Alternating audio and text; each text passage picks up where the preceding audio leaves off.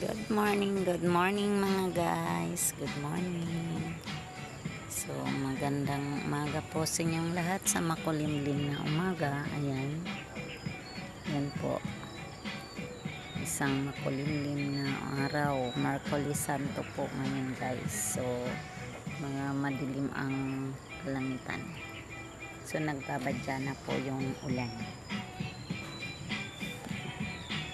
Maaga po at ang tag-ulan natin ngayon guys.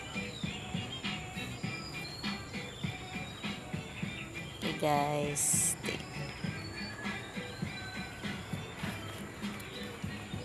Ito po guys.